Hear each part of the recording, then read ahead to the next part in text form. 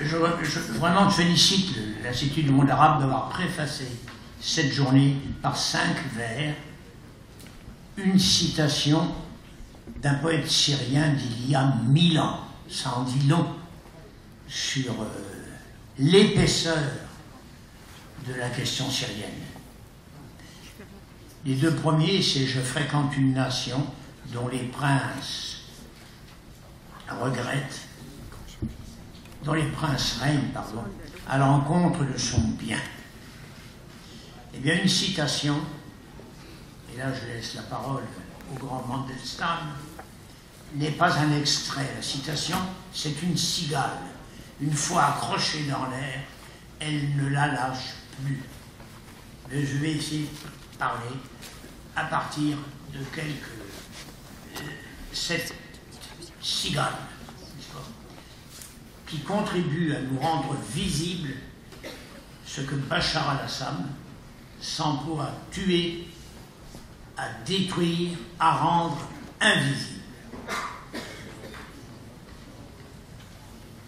Ces citations ne me lâchent pas depuis que le peuple syrien s'affronte à l'ensauvagement de sa vie par un bourreau haineux et dominateur qui recourt au crime contre l'humanité quotidiennement.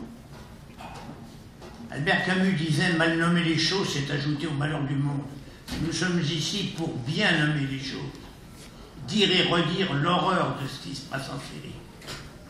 Le colloque au 104 à Paris le 19 novembre dernier, le train pour la liberté du peuple syrien, le 11 décembre 2012, conduisant au Parlement européen 386 hommes et femmes résolus, la préparation dynamique de la manifestation militaire du 15 mars 2013, la nouvelle vague blanche devenant immense, et d'autres initiatives, témoignent des avancées de la mobilisation humaine dans notre pays contre cette guerre aux civils, une guerre criminelle d'un dictateur massacreur. Laisser aller le cours des choses, voilà la catastrophe, écrivait Walter Benjamin. La catastrophe est là. Plus de 70 000 morts, selon l'ONU, des villages et des villes meurtris, n'ayant plus de services publics, notamment hospitaliers, des dizaines de milliers d'arrestations, de tortures, de disparitions, le départ vers l'étranger de plusieurs centaines de milliers d'habitants. Ces faits exigent, imposent une solidarité mêlant politique et humanitaire. Elle n'est malheureusement pas au niveau, notamment du fait de la quasi-totalité des États qui sont défaillants. Méfie-toi de ceux qui se déclarent satisfaits car ils pâtissent, disait René Char. Des personnes se satisfont de la soi-disant laïcité de Bachar al-Assad et grossissent en même temps la présence djihadiste dans la tragédie du peuple syrien. En fait, les djihadistes servent Bachar al-Assad, se solidariser avec le peuple syrien, c'est battre Bachar al-Assad et les djihadistes. Là où croit le danger, croit aussi ce qui sauve, le dernier. Le peuple syrien ne cède ni à la peur, ni à la terreur, et multiplie les initiatives démocratiques, pacifiques et libératrices. Il a organisé une nouvelle coalition nationale de l'opposition et des forces de la révolution, incluant les figures les plus respectées et pluralistes de la société. Le chef de cette coalition a pris sur lui de proposer une négociation sur la transmission du pouvoir, mais en excluant légitimement Bachar al-Assad et sa bande.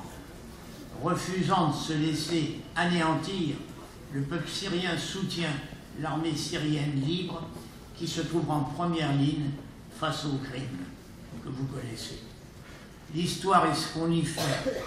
L'histoire est une chose qu'on agit et non pas qu'on subit, dit Pierre Boulez. Il n'y a jamais de victoire, même petite, quand on renonce à son pouvoir d'agir.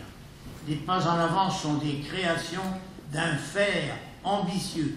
Les citoyens sachant se regrouper, prendre en main leurs propres affaires et donner à l'inédit la capacité d'être moins facteur de puissance, encore ce soit nécessaire, et davantage générateur de civilisation. Il reste que la mobilisation internationale n'est pas à la hauteur. Même chez nous, on peut parler d'une attente terrible des Syriens qui reçoivent les bombes TNT et les Scuds. N'est-il pas temps de se dire, chacune et chacun, si ça n'est pas maintenant que je m'engage, alors quand? Si ça n'est pas moi qui m'engage, alors qui? Sur l'agenda international, au mot Syrie, c'est quasi vide et l'effroi qu'il crée, d'autant qu'il y a risque d'une extension de la guerre au Liban. Il est cynique de constater la continuité lourde des livraisons d'armes russes et iraniennes et de ne pas envisager une aide en moyens défensifs pour le peuple syrien.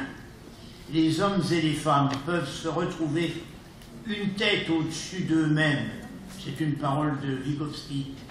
En écoutant récemment dans une réunion à Malakoff, Shadi Abou Faker, animateur fondateur d'un comité local à Damas, j'ai ressenti ce que dit Vygotsky n'est pas de l'ordre de l'impossible, mais de celui des explorations effectuées par ces jeunes Syriens échappés à la règle du chacun pour soi, à l'incapacité de dire non. J'ai écouté avec bonheur ce jeune homme dire « Je ne veux pas mourir pour la Syrie, je veux vivre en Syrie ». Le futur vu, prenant des routes que mon pas ne connaît pas, dirait Aragon, l'inoubliable auteur à la culture universelle qui écrivit le Foudelza, authentique chant d'amour pour la culture arabe et sa rencontre avec la nôtre au sortir de la guerre d'Algérie. Il ajoutait « Combien de nous sont les mulets de deux croyances ?» C'est un saut de pensée qui rejoint l'histoire précieuse de la Syrie pour l'humanité. Là a été bâtie la première maison, est apparu le premier alphabet, ont été construits des édifices classés par l'UNESCO, trésors de l'humanité, les langues, le langage, les citations de ces écrivains, d'ailleurs et d'ici, rejoignent les connaissances en actes de ce Damascène. Quelque chose est dû à l'être humain, du fait qu'il est humain. C'est ainsi que parlait Paul Ricoeur.